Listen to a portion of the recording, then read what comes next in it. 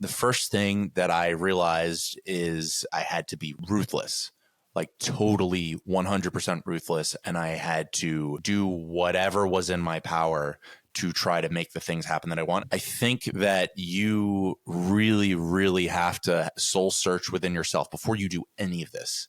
And you have to decide, like, am I really willing to sacrifice here?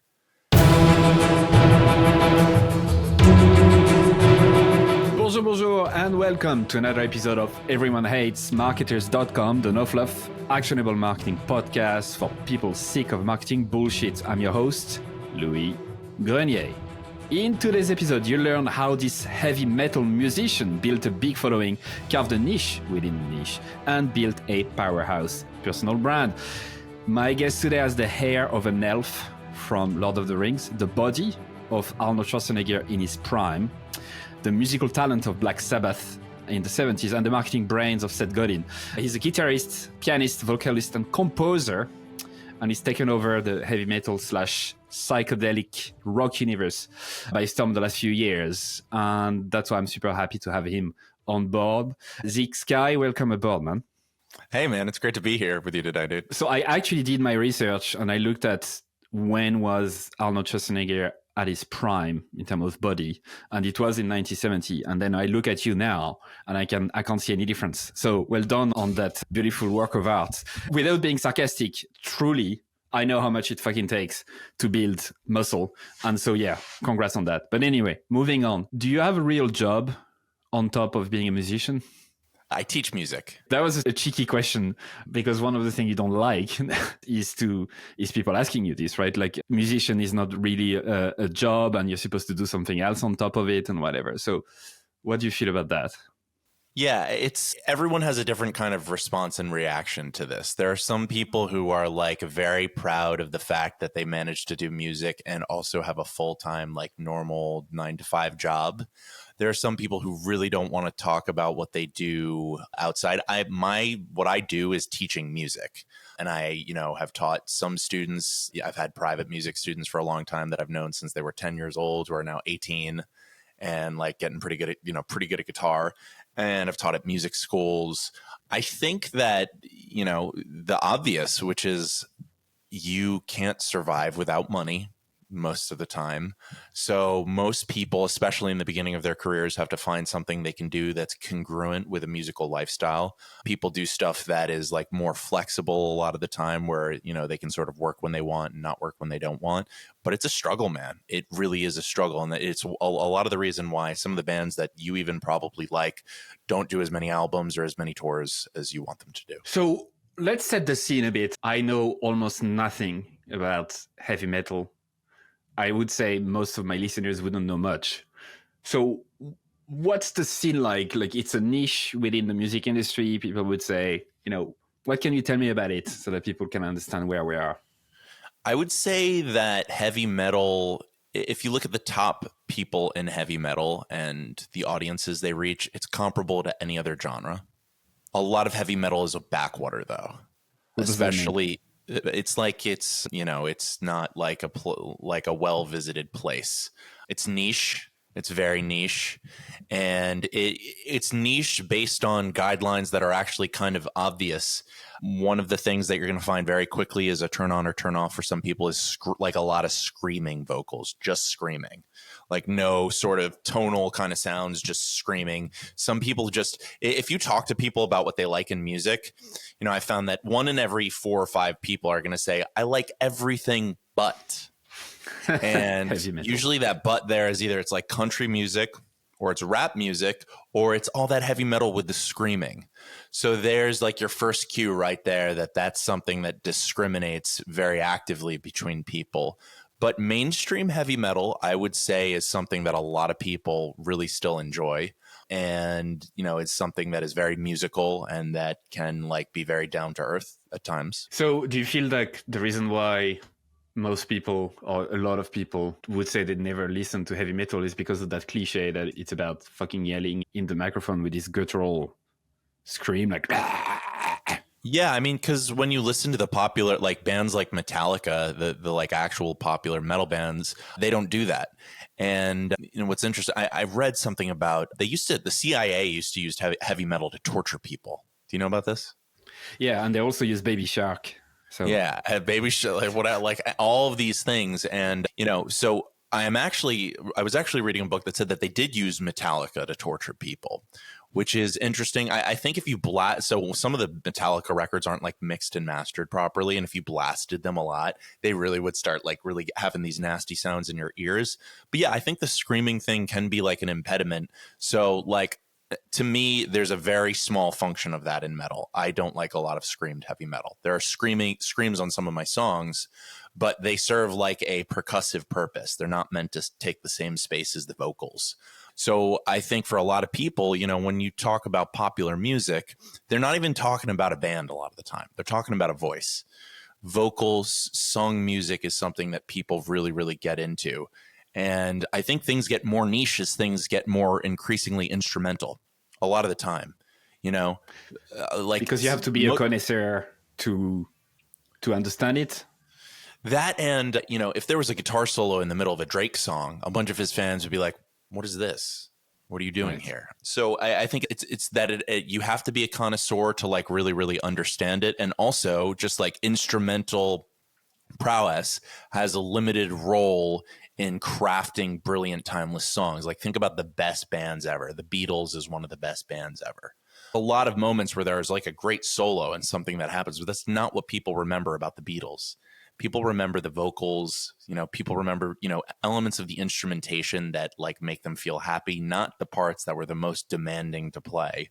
And it's easy to understand why, to be honest. Yeah, so there is no correlation, or at least the correlation is very weak, between the work that it takes to create music or art in general and how much people will like it. And in fact, the correlation may be even opposite, right? It's like the less effort or the easier it is for the brain to digest, the better. It's kind of, well, okay. So there's two. I love that question. You're getting onto some good stuff here. Actually, I think that the easy digestibility part of it is kind of speaks to a certain kind of listener habit. Like there's easy listening, right? That's like a whole category of music. That's like something that we think about. But there are whole swaths of people for which like also virtuoso mastery of an instrument is really important. They've done like psychology studies on this. And I would actually be interested to see what the implications would be for things like how you market a product. But basically, men and women have different dispositions towards the playing of a virtuoso piano. And actually, it turns out that men and women at different times of the month have a different predisposition towards the playing of extremely virtuoso piano. I'm not going to outline all of that, but you guys can Google it and you can kind of figure it out.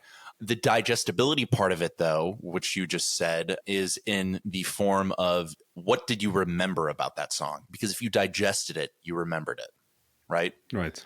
So if you had that part of the chorus that you loved, that you sang over and over and over again, it's more likely that you're going to consider that one of your favorite songs because you're going to remember part of it. So together, let's try to challenge one of the biggest cliche of the movie industry in particular, which is, that cliche of the artist creating, like in one go, creating that masterpiece and then fucking sending the CD to the label and they say, oh yeah, this is brilliant. Let's fucking put it out there, right?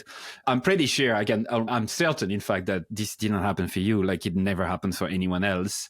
So before we dive into that transformation and what you've done specifically inside during COVID to be where you are now, let's talk about that, the creation process. And the reason why I want to talk about this in more detail with you is because marketing, art, to me, it's very much the same thing when you think about the creation of it. And it's so fucking difficult. Like it's such a mind fuck always. It's never easy. At least that's what I've understood after years of trying it. So what does it look like for you? You said you created your album, you shipped some music videos and stuff. But is it that easy, like describing movies, or is it the reality is a bit more unsettling?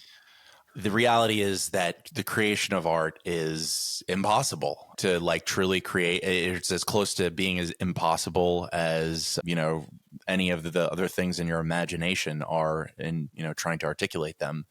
I think the myth of Sisyphus is the metaphor that I like most for thinking about creating art. For people who don't know the myth of Sisyphus, Sisyphus was condemned. This is obviously mythology, but he was condemned to push a boulder up a mountain that kept getting higher every single day. You're in this task where you kind of see the peak up above you, and it just continually gets higher and higher and higher, because as you continually create, your standards for creation get greater and greater. And it becomes a sort of hunger and addiction. For me personally, what I've learned about the songwriting process is going to be different than other people, but I would say that I've been lucky and I've been blessed in that, for whatever reason, fully formed songs come to my head, and I just do the best that I can at articulating them. I don't just write guitar riffs. I think about wholly formed songs, which is why I had my own project that was mine. But I mean, there's a whole other side to this that would be prohibitive to anyone who doesn't quite have their shit together, for lack of a better word.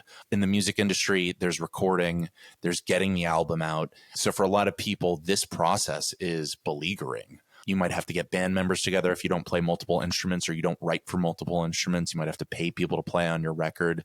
You might have to start meandering into social media to get people to know about your record, which is something that a lot of people don't like doing. And interestingly, for me at least, and I think this might be slightly different, I saw the experience of social media and music creation as being kind of uniform in a certain sense. I noticed the experiences that I was having on social media, and I noticed that there were certain ones that were really, really great. I remember scrolling past certain videos of certain artists that I just thought oh, wow, holy hell, I cannot deceive myself about what the level of magic in this world is. And people often forget about that element when they're complaining so much about social media. They're forgetting that it's a window into all of this greatness in humanity. I mean, Chris Rock had a great line in his last stand-up. He said there's two ways to be famous on social media. He said you can either have like a huge butt, big ass, or you can be excellent. And the fact that we're missing this about the social media experiment is weird, because we're provoking all kinds of human excellence by having this sort of prestige hierarchy, which is really what it is. And I think people should be more honest and willing to engage with it and be less wary about the effects on their mental health. Because if you're taking care of your mental health and you're doing the things that are necessary to become a stronger and more mentally and physically fit person, social media is the last of your worries. So when you say you're looking at other videos and things that, that please you, that you can't get away from, do you mean that you're taking inspiration from that? Like, what's the connection with your own song? Absolutely, the inspiration. And my dad, he bemoans the world of the 1 minute long song, but now I've embraced it. I still will write albums, and I want to continue doing that, but I love this idea that you can turn your camera on, or you can just produce some audio that's like 55 seconds long that can tell a small story. It's almost like a new era of oral storytelling. I get that it's in some ways more condensed than some of the other art forms that are out there, and I think that's okay. I think what has to be encouraged is the interaction with the instruments, the interaction with the creation. And by the way, I mean, it's not just for music I'm talking about here. I've opened up my feed to see people doing incredible athletic feats. I've opened up my feed to see dogs trained in incredible ways. And the fact that it can be encapsulated in a minute doesn't negate its value. In fact, it might actually point to the fact that it has more value. You don't need 4 minutes or an hour to get the point. So you mentioned your dad doesn't really like that concept of the short entertainment stuff. Is it because what's the argument, from the folks who are against that, do you feel? I can tell you what the argument is, and I think they've been making it for a long time, but it's basically this whole phenomenological point about what the differences between consuming music is now from what it was then. They talk about the era of vinyl, and they have this sort of voyeuristic romance about a time where going into a record shop when you held the physical album, and it was the first time you heard from that artist in a long time. And to be fair, I think there's something great about that. I think that's awesome. And I think that people had that experience and felt so connected to the music physically that way is great. However, I also think it's incredible that it may be even more incredible that you can open up YouTube now and interact with musicians and music in a way you never could have from just getting a vinyl. You can watch interviews. You can get a guitar lesson from me on the internet. You can find them where I'm just looking at the camera and just explaining to you how to play this guitar solo. It's infinitely more valuable. And I think that if people just took that a little less for granted, they'd be a little happier. So you were talking about the process that you use to create like a fully fledged song, like you see the big picture before diving into the moving parts, correct? Yeah. So like talk me through how you do this. And I know we won't necessarily have the time to dive into every single detail, but like the process of creation, I'm almost so interested in the behind the scenes. So if you look back at, it could be one of the 1 minute video you posted on TikTok or Instagram or whatever, but it could also be the, fully fledged song as part of your album. Like what does it look like? Are you in the room we're recording now? Like what do you do? How do you get there? So there is a podcaster called Dan Carlin. Do you know Dan Carlin? Nope. He's got a history podcast. He talks about a lot of stuff. He talks about this thing, the extremes in human experience. He talks about like the range of things that people feel, from like incredible, insane love and success to the worst things that happen in war. And what I just try to do is I try to immerse myself in the most distinct spectrum of human emotions that I can all the time. Literally, I'm just constantly doing this. I don't take a break from this. And I just feel like I'm constantly doing album research. So really what happens is like musically, I write things that, I write a lot of music, and I will pick and choose kind of in my brain what I think fits what. And then from there, I'm just matching kind of the sound of a vocal melody, which will occur to me in my head. I might not hear it with formed lyrics. That's the thing. When I hear something in my head, it's interesting. It's like an AI thing almost. Like I will hear guitar, melody of the voice, and drums, but I might not hear the lyrical context. So what I have to do is kind of dip into things I've written or things I've thought about to kind of write the context for that. And it could happen anytime. There are times where I'm just sitting around and I hear a riff. When I lived in another place, which is, I lived somewhere before here and closer to a city called Philadelphia. This is not a place that I recommend people going to, but it was sort of nice when it was okay when I was in it. And I would just go for these really long walks in the park. Sometimes I consumed psychedelics. That happened. And I would just think as hard as I possibly could about what it was I wanted to say personally, what it was that I thought was like heroic in the human experience, what I thought was deplorable in the human experience. And so that's what you mean here by the extremes. Yes. Right. The heroic and the deplorable is definitely one spectrum there. And like I explored a lot. I mean, I was lucky enough as a kid. I had an English teacher who was like very passionate about Homer and epic fantasy and all of these types of things. And I got kind of batted into my head there. And then in my 20s, I had like a realization that this stuff was really, really important to me. So I kind of, stick my head in that stuff. And I try to find the rhythm. How? Yeah. Yeah. I mean, I read it and then I try to summarize it and think about it in the most concrete terms that I can. And then I try to distill it into my own perspective of the world that's hopefully more modern and maybe more informed by the last 2,000 years of events. And, it's not my intent to necessarily get into people's hearts about their day-to-day experiences. I'm trying to write about the things that I think are valid and important about human beings. So you mentioned the spectrum, like heroic, deplorable, heroic. What other type of spectrum do you tend to gravitate to? Pain and pleasure is a very interesting one. Laziness and lethargy and ambition is maybe a dynamic that I think about a lot.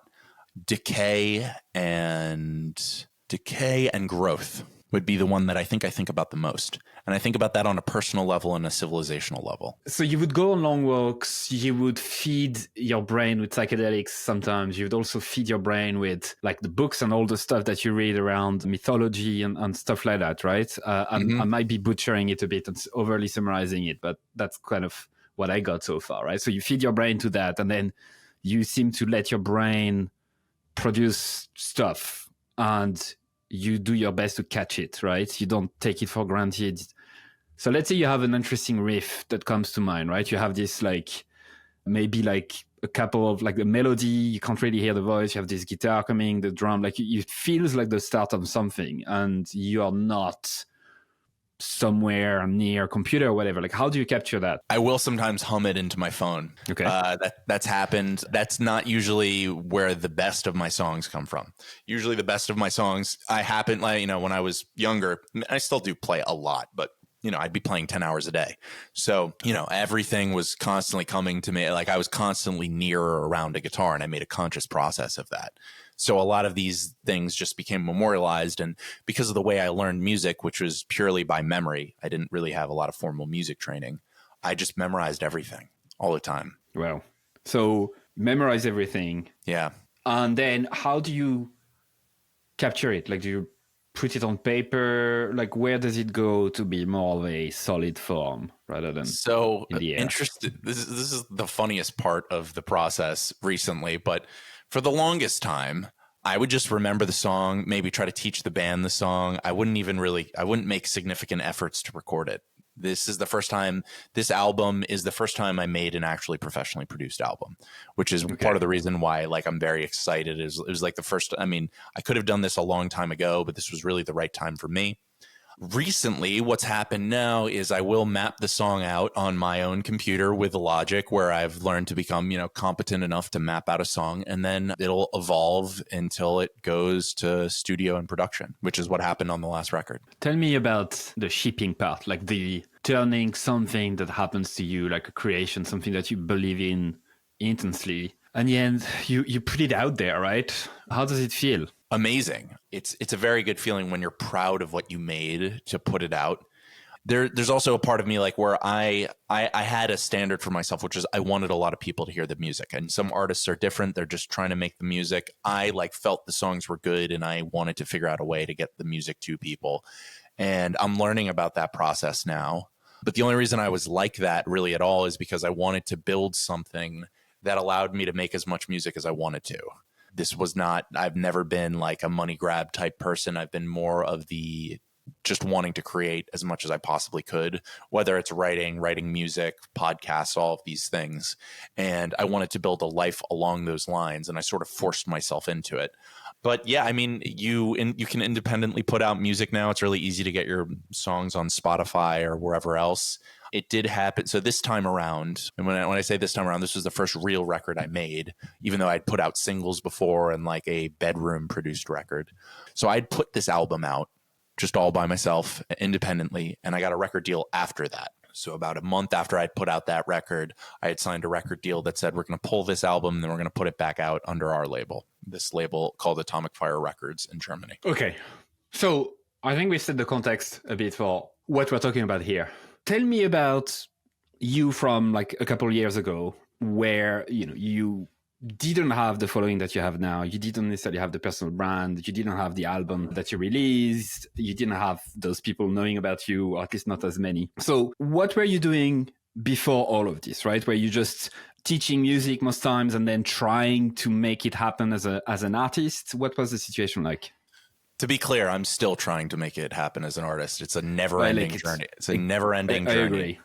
But circa 2018, maybe just, you know, right before the pandemic had happened, and, you know, the time before it, I had played in bands throughout for the past almost decade before that. Not quite a decade. Okay. But 6 or 7 years, just cover bands. And I had my first kind of taste of like really playing in front of a lot of people. I played at a music festival that had 10,000 people at it. So I had some real exposure. And in 2018 or 2019, I think, I had put together, right before COVID, had put together a band to do music that I had composed during that time. and we got a first great show. We opened for a band called King's X, and that was an amazing night. And COVID followed right after. So by the time COVID had happened, I had some internet presence. I had probably 10,000 followers, something like that. And I had put out 1 or 2 music videos. And then COVID threw me into high gear, because what I realized during COVID, which I think is imperative maybe for everyone to realize at this point, is the physical world outside of the internet is very, very vulnerable. We don't think about this a lot. We think about the digital world as containing information that's potentially lower resolution and weaker than the stuff that's in the physical world. But COVID showed just how vulnerable the physical world was. The internet world, on the other hand, is extremely durable, and it has to be durable. If something happened that closed down the internet tomorrow, that might be the end of humanity. Almost all currency is non-physical. The incentives for production and creation and the infrastructure that preserves logistics all exists in the internet. So the internet is basically one of the most important things we as humans have at this point. It would be the thing that a future historian would look back at and sort of say, hey, this is the thing that defined humanity at this point in time. And we're at the very beginning of it. This is the very beginning of the heyday of the internet, sort of dictating the terms of human existence. And it's likely to become more dynamic, more all-encompassing, and likely to merge more with what we do every single day than it has now. I mean, I think it's very likely that some of these algorithms and some of these AIs, instead of just having the function of doing something that we wouldn't ordinarily do, they're going to know who we are on a very deep level, on a deeper level than perhaps we know who we are. So I recognized that a long time ago. And my dad has always said things like that. And my brother, who you've spoken to, has always been of that opinion as well. So I took that opportunity to completely just go into the internet, and I released music. I made an album that I loved and that I was happy with, and I put it out, and I focused on, the exact things that I thought I was supposed to be focused on. The guitar guy, I went for being the fit guy. I went for being the guy who posted inspirational stuff. And I went for all that stuff, not just because I knew that it was effective, but because it was me. It wasn't so much a persona really at all. It really came from me a lot of the times, which is kind of cringe when you think about it. Like, because most people are just not, they're trying to get through their day-to-day life. They're trying to get to dinner. They're trying to get on vacation.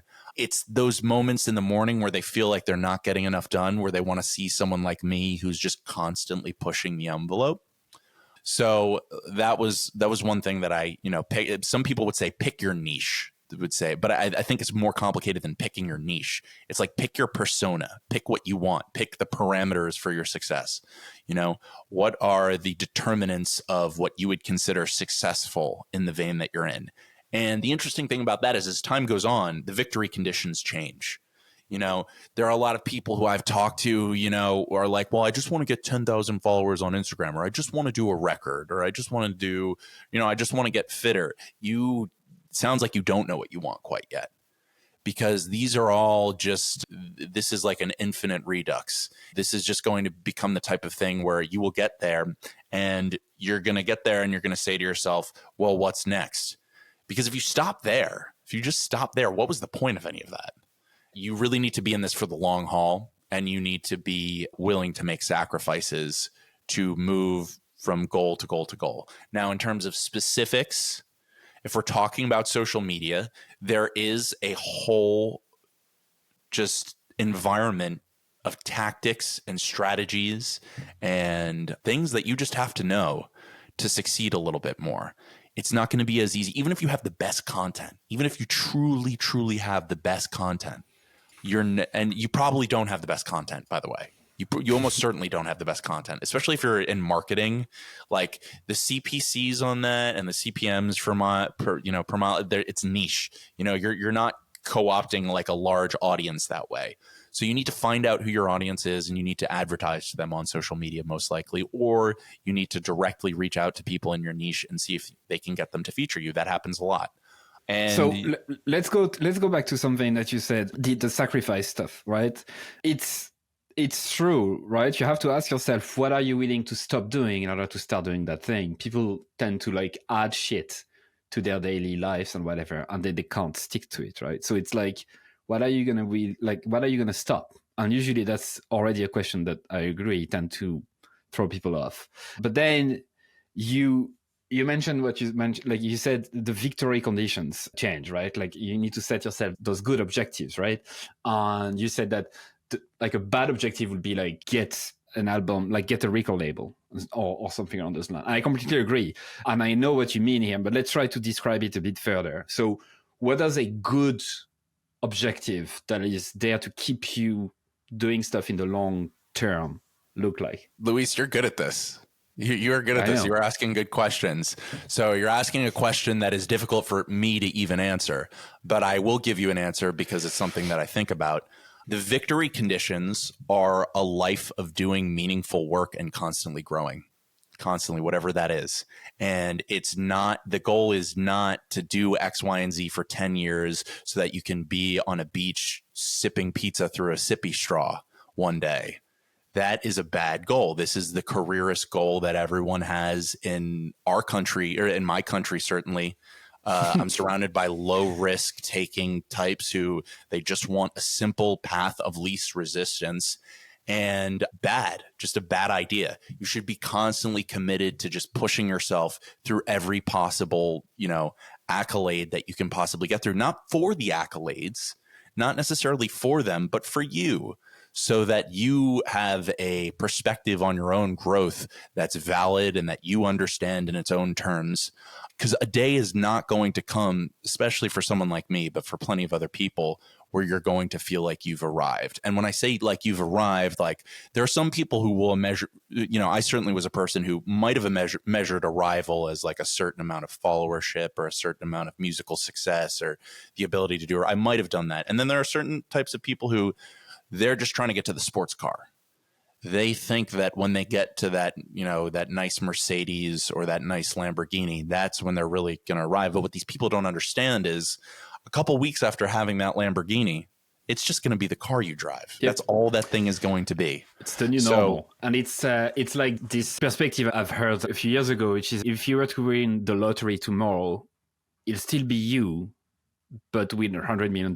It's still you. It's still you and your insecurities. It's still you and the way you think. You're still going to be the exact same person. So, like the way I understood what you were saying about this, like the bad goals versus the better objectives, the way I see it is the sticking to the things you can control and just process of it, not the result of it. So like talking to one person new in your, in your network every week, or shipping something on Instagram every day. To me, I prefer this type of objective because it's something that I can control directly, but I can't control the result of it. Sometimes it will work out, sometimes it won't, and it doesn't matter to me. So that's why, for example, I send emails daily to my list. I like doing it. That's why I ship an episode every week, and I find it much easier to control and manage in my brain than any sort of fucking result driven objectives, Yeah, because it's something with like a very obvious to-do list. It's the day-to-day kind of drudgery. That stuff is like, it's easy to like fall into that and sort of not have to think too hard about it. Your email is great, by the way. I saw your email. You're clearly conducting yourself in a very professional way on the internet. You have a lot of those characteristics that seem to be very, very good. And that part of the process is just a certain discipline. It's just a certain kind of how do I want to reach out to people? How do I want to appear in front of them? How can I both offer that person value while also gaining some value of my own? I mean, that stuff is also totally imperative. I do think there are a lot of people, and I don't know if this is you, I do think there are a lot of people who stick their head into stuff like that, though, without an idea of what the wide sweeping goal is. And I would say it's me sometimes, too.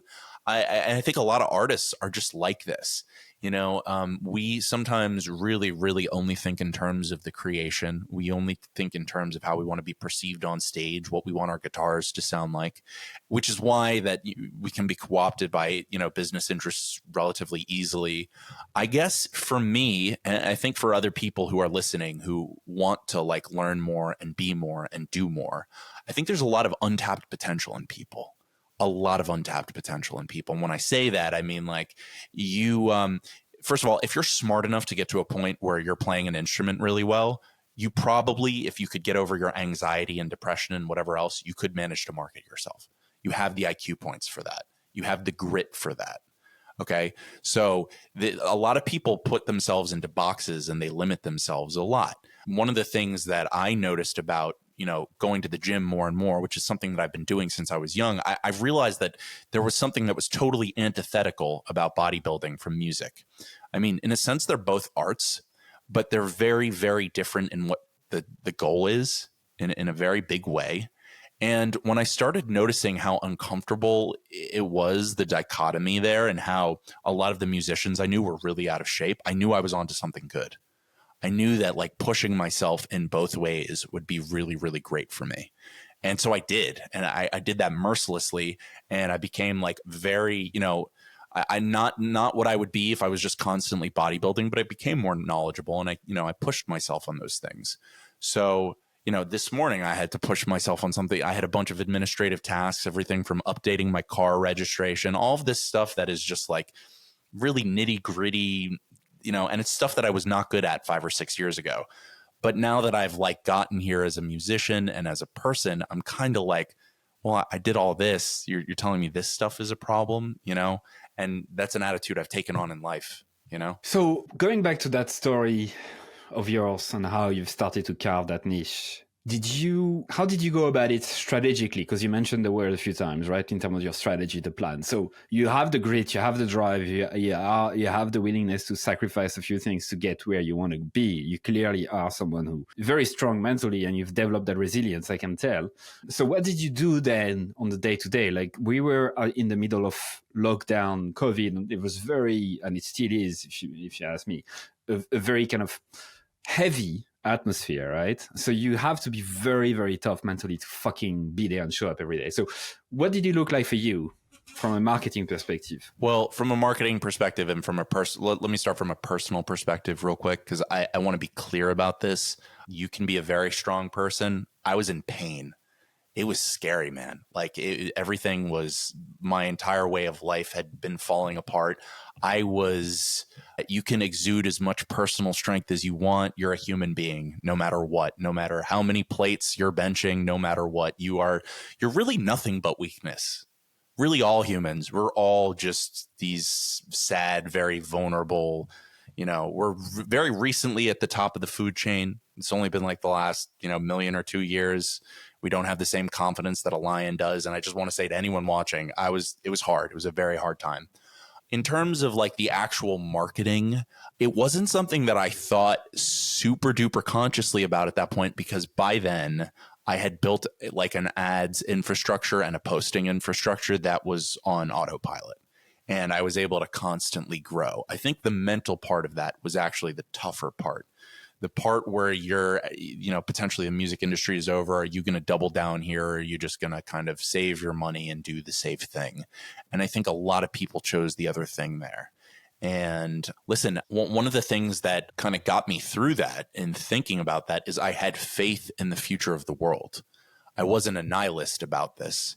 And when you believe in the future, it's easier to do two things. I mean, it's easier to take risks when you believe in the future is one thing.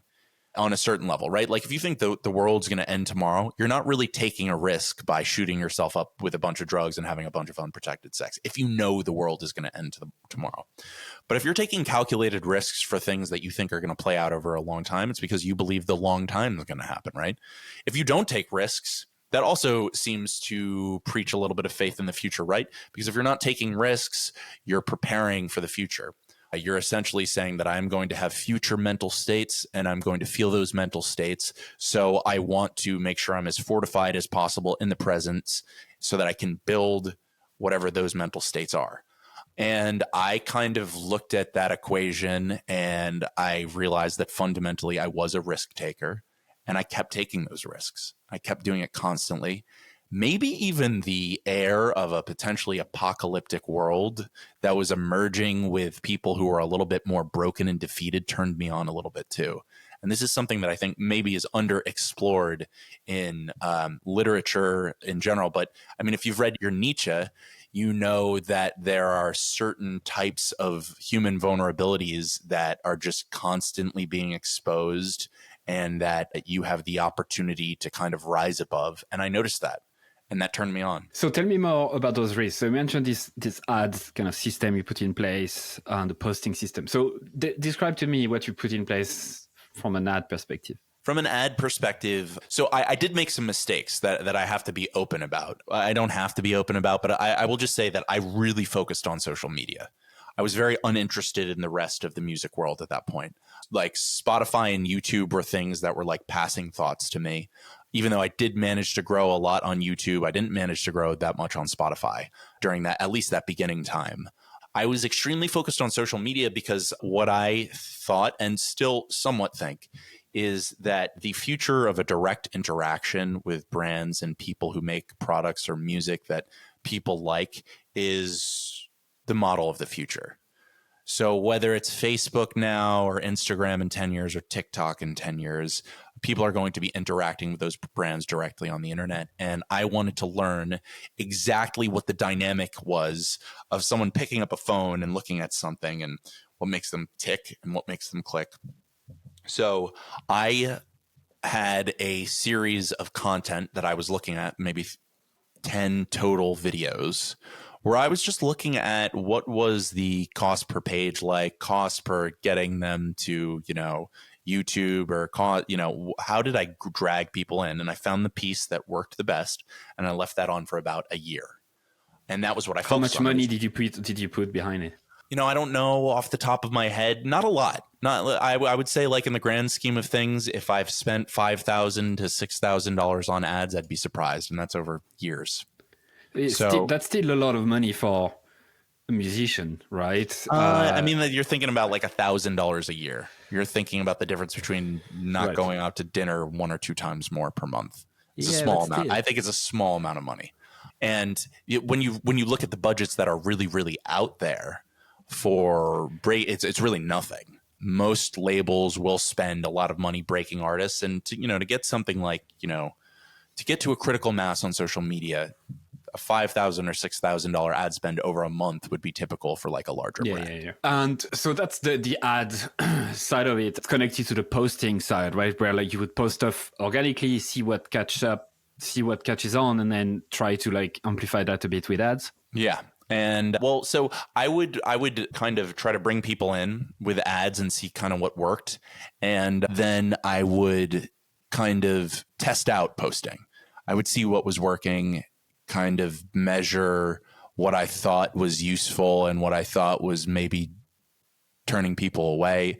And I made a bunch of mistakes. I thought in the beginning of things, I thought that doing the new noodly guitar video every day was going to be good, but that became like sour real quick. And look, I capitulated a lot to the audience, especially at first, because I was thrilled that I was finally growing a following of my own. I had spent years in bands with people who said that it was impossible to do this. So when it started happening for me, I was like, oh, wow. And I was Gollum and I had the ring of power.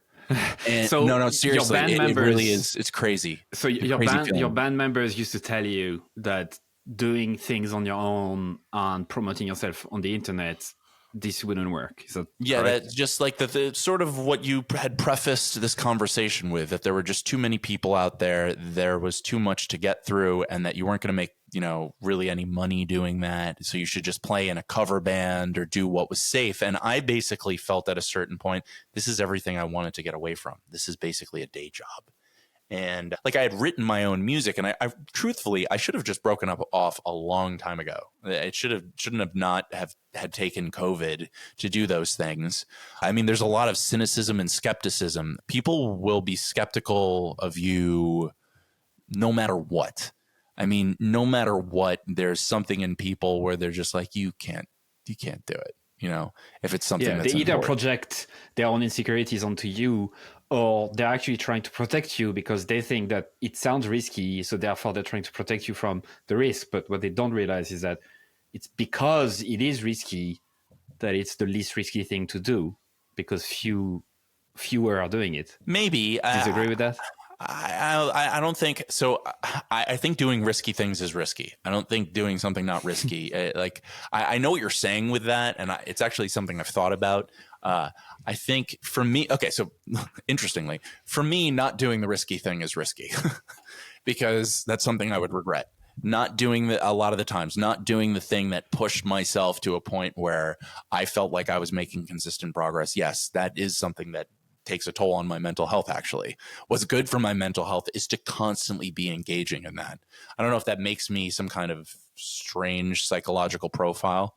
I've always been like this. I've never not been like this. It wasn't COVID that brought it out of me. I've always been, my mom and dad encouraged me to jump off large objects when I was a kid. You know, I've always had like people around me who've kind of like been like that too. My best friends were always risk takers. So I've always behaved like this in a sense. And then at a certain point, there was a rewards mechanism for it that I felt like I really liked. So that's the Gollum finding the ring. It is the Gollum thing, right? It is the Gollum thing. And it's like, it's when you're in it, when you're really feeling it, you're really resonating with Gollum because you do know you're getting a little out of control. I remember like getting to a point where I had like 20,000 Instagram followers and like 100,000 Facebook followers. And there was a point where I think it's about the same now, but when I really started, was really posting a lot, I would just get thousands and thousands of likes on a post. And it would just like, it did send me into like this crazy mental state of which like you have to kind of recalibrate with sober-minded perspectives on what reality is. And yeah, I agree. It's one of like, this is the difficulty with what we're doing, you know, creating stuff, is the dopamine hits and forcing your brain not to chase this hit because it is very much addictive and it fucks with your concept of what is good and what's not. And this is why I like focusing on the process, even though, yes, I look at metrics and I look at likes and look at other shit like that. The process is what I enjoy doing. So this forces me to kind of separate the two. So that helps a bit, but I completely get the Gollum thing. When I started that podcast 8 years ago and I started to get emails from people I didn't know saying, I fucking love what you're doing, that feeling is just insane, you know? And then making money online without ever talking to that person and just buy your shit, crazy stuff, you know? Mm-hmm. And it has to be controlled, and you have to have discipline about it, and you have to continually remember what got you into things in the first place.